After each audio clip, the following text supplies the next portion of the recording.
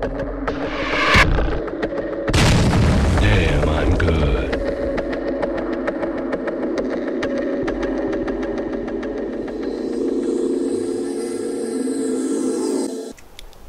Ladies and gentlemen, welcome back to another episode of StarCraft Inc. Oh, what a weird probe split. I think I recognize you guys. Oh yeah, you watch my channel. Well, welcome back.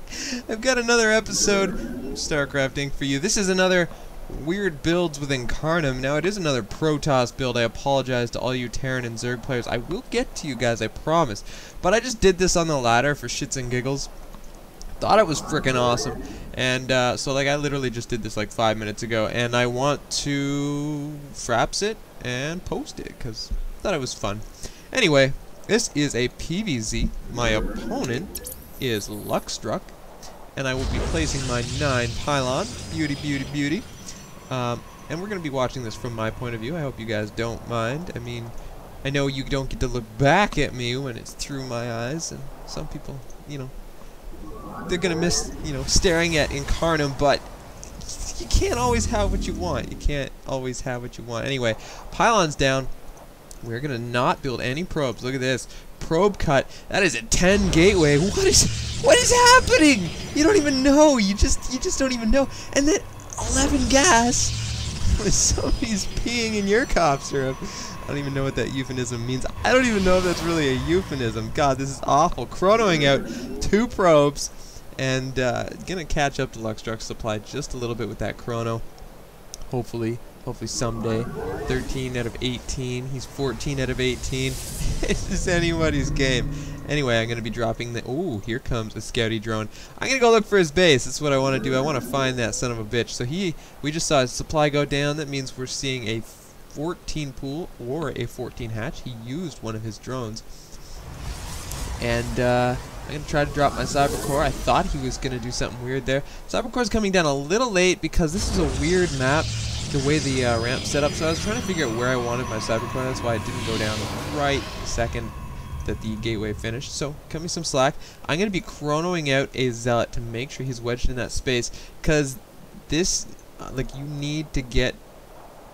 You don't scout very early because you need all your probes. You can't scout for 6 pools, so you have to make sure.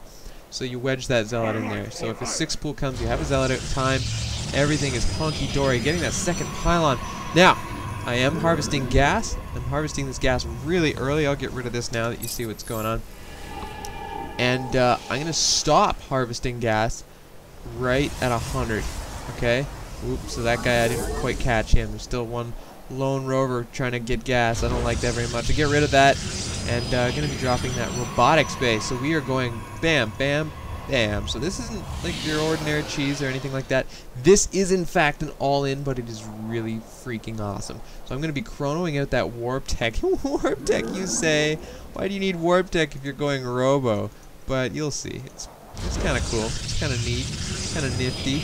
You got 2 gates and a robo, and you're like, incarnum, this isn't all that cool. It's just 2-gate robo. Wait a sec. You're not harvesting gas anymore. So how are you gonna use a robo bay? How are you gonna build Colossus incarnum? Oh, there's a secret here. I'm not gonna build any Colossus. I'm not gonna build observers either. Shut the fuck up, man. Shut the fuck up. This is definitely not rated PG-13 anymore. No. Not until I've murdered my family on webcam. That tips it into the R section, yeah. You can find this on your local movie shelf. Anyway, a forge? What is happening? Weapons 1? No. Armor 1? No. Shields 5? Yes. No, we are getting a warp prism.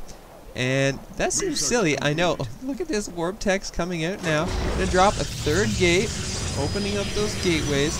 Now I know he's here. Now, this is a stupid map for this. I would have loved if he spawned in this position. That would have been great. But, you know, you can't have everything, like I said earlier in this video. Dropping another pylon, making sure I don't get supply block. That would be awful. Trying to spend my money, which, you know, when you're doing all-ins, when you're doing cheeses, it can be tricky to spend your money. Still a zealot here in hold position, which I don't want that Ling getting in. I don't want him seeing what's going on. He could have very well flown an overlord in here. If you really want to stop them from doing that, get that single stalker. It will set you back a little bit because you'll have to harvest 50 extra gas. But if it means stopping an overlord from getting in here and seeing this, that could be important. But I want this to hit as early as possible. Here I go. Warp Prism. Gonna drop 2 zealots, a probe, and here come the cannons, powered by the Warp Prism, dropping a pylon, even though there's nothing that's gonna kill this Warp Prism. 4 zealots go in here. I'm gonna deal with the only thing that can stop me, and that's roaches. So I don't want him to be able to produce any more roaches. Now, I could go for the mineral line, yes, but he's just going to run those drones, and seeing as how I have no stalkers, no sentry, I cannot chase those drones, so there's no point in going for them until the Roach Warren is done. Now, I wasn't really microing this, I was doing a lot of other stuff, dropping cannons, dropping more gateways, opening up my gateways at home. There's a lot going on. Zealot's going to try to pick off this lair. He's actually getting really brave. He's going to attack me with his workers. 4 roaches pop. I actually end up fighting those roaches with my zealots, and here come drones to help. I kill a lot of drones just because of that. This is working out quite well. 3 more roaches come from the south. Now, he can't produce any more roaches until he builds another roach warren. There are cannons here. He cannot engage my position here without losing a lot. I need to pull back my zealots because this is not favorable without cannon support, and that's what I do. A few more pot shots from the cannons. I could, in theory, at any time, start harvesting gas again and start getting stalkers. If I really wanted to go gung-ho with this and evolve it further, I could get a second gas and start bringing immortals over here with a second warp prism. There's a lot of flexibility for this build. I could take a second if I, you know, if things go better. Like, he's putting a lot into this. He's lost a lot of drones. Let's take a look at the income tab. It's actually 25 harvesters to 22, so I'm not even far behind in harvester count.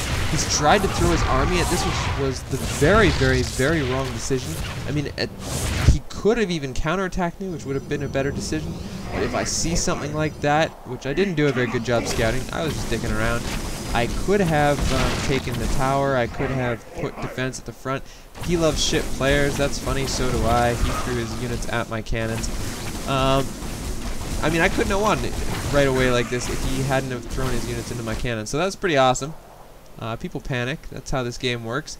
And this is another strange build with Incarnum. I hope you enjoyed this. This is pretty cheesy, pretty dirty, but it's really original. I like it. You guys tell me what you think. I'm Mrs. Incarnum. You're watching StarCraft Inc.